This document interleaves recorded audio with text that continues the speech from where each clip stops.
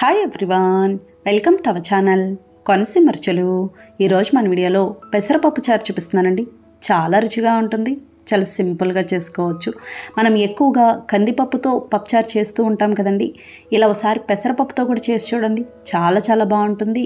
శరీరానికి చలవ చేస్తుంది, కమ్మగా ఉంటుంది. పెసరపప్పు చారుకి చిన్న గ్లాస్తో ఒక గ్లాస్ పెసరపప్పు తీసుకున్నాను. ఇది 80 గ్రాముల వరకు ఉంటుందండి. అలాగే మనకి క్వాంటిటీ కూడా ఎక్కువే అవుతుంది. పెసరపప్పుని బాగా కడుక్కోవాలి. ఇలా బాగా కడుక్కున్నాక తగినన్ని నీళ్లు పోసుకోవాలి. నేను పెద్ద గ్లాస్తో గ్లాసున్నర వరకు వేసుకున్నానండి. మరీ ఎక్కువ నీళ్లు పోసుకున్నా పైకి పొంగిపోయినట్టు అయిపోతుంది. ఇందులో కొంచెం పసుపు, 1 స్పూన్ వరకు నూనె వేసుకోవాలి. కుక్కర్ మూత పెట్టేసి హై ఫ్లేమ్లో 4-5 విజిల్స్ రానివ్వాలి. పప్పు బాగా మెత్తగా ఉడకాలి కాబట్టి 4-5 విజిల్స్ వస్తే సరిపోతుంది. నేను 5 విజిల్స్ రానిచ్చానండి. ఆవిరిపోయాక మూత తీసి కలుపుకోవాలి. చూడండి ఎంత చక్కగా ఉడికిందో. ఈ విధంగా మెత్తగా ఉండాలి. ఇప్పుడు గరిటెతో కానీ పప్పు గుత్తుతో కానీ ఒకసారి కలుపుకోవాలి. ఇలా బాగా కలుపుకున్నాక ములక్కాడ 1 తీసుకున్నాను. పప్పుచారుకి ములక్కాడ వేసుకుంటే చాలా బాగుంటుంది. ఉల్లిపాయ ఈ విధంగా కట్ చేసుకోవాలి. మీడియం సైజు ఉల్లిపాయ 1, టమాటో మీడియం సైజువి 2 తీసుకున్నాను. పులుపుకి సరిపడినంత చింతపండు రసం. మొత్తం అంతా ఒకేసారి వేసుకోకూడదండి. ముందు సగం వేసుకొని అంతగా పులుపు తక్కువ ఉంటే తర్వాత చూసి వేసుకోవచ్చు. మరీ పుల్లగా ఉన్నా కూడా అంత బాగుండదు. తగినంత ఉప్పు, తగినంత కారం వేసుకోవాలి. పచ్చిమిర్చి 2 కాయలు తీసుకున్నాను. పప్పుచారు మరీ కారంగా ఉంటే బాగుండదండి, కొంచెం కమ్మగా ఉంటేనే బాగుంటుంది. మళ్ళీ 1 అర గ్లాస్ వరకు నీళ్లు పోసుకోవాలి. ఇలా నీళ్లు పోసుకొని బాగా కలిపి కుక్కర్ మూత పెట్టేసి హై ఫ్లేమ్లో 1 విజిల్ రానివ్వాలి. ఎక్కువ అవసరం ఉండదండి, 1 విజిల్ వస్తే కరెక్ట్గా ఉడికిపోతాయి.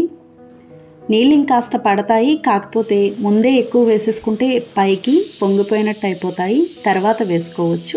చూడండి ఇలా 1 విజిల్ వస్తే సరిపోతుంది. ఇప్పుడు స్టవ్ ఆఫ్ చేసుకోవాలి.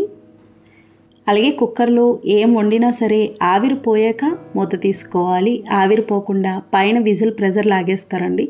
అలా తీస్తే లోపల సరిగ్గా ఉడకవు. చూడండి ఎంత చక్కగా ఉడికినాయో. ఈ విధంగా ఉండాలి. ఎక్కువ విజిల్స్ రానిస్తే మరీ మెత్తగా అయిపోయినట్టు అయిపోతాయి.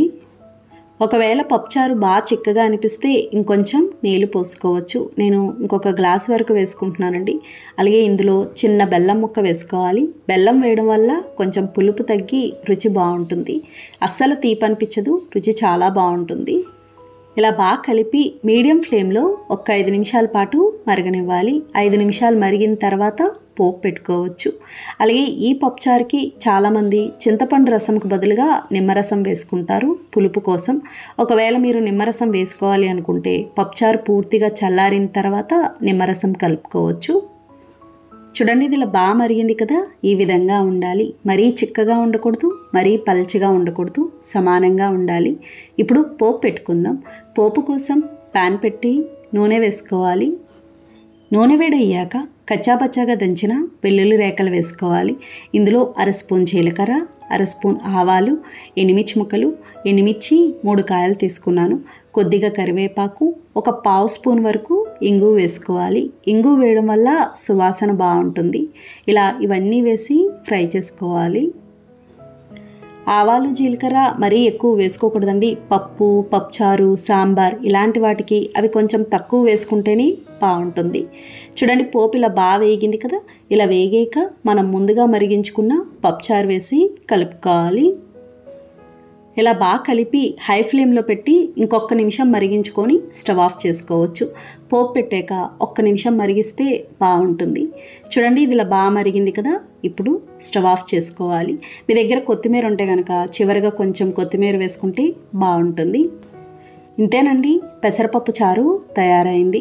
ఇది చల్లారేక ఈ విధంగా ఉంటుంది. నిమ్మరసం వేసుకోవాలి అనుకుంటే ఈ టైంలో వేసుకోవచ్చు. వేడి మీద వేస్తే చేదొస్తుంది. నచ్చిందండి వీడియో. మీకు నచ్చితే లైక్ చేయండి, షేర్ చేయండి, కామెంట్ చేయండి. Thank you for watching.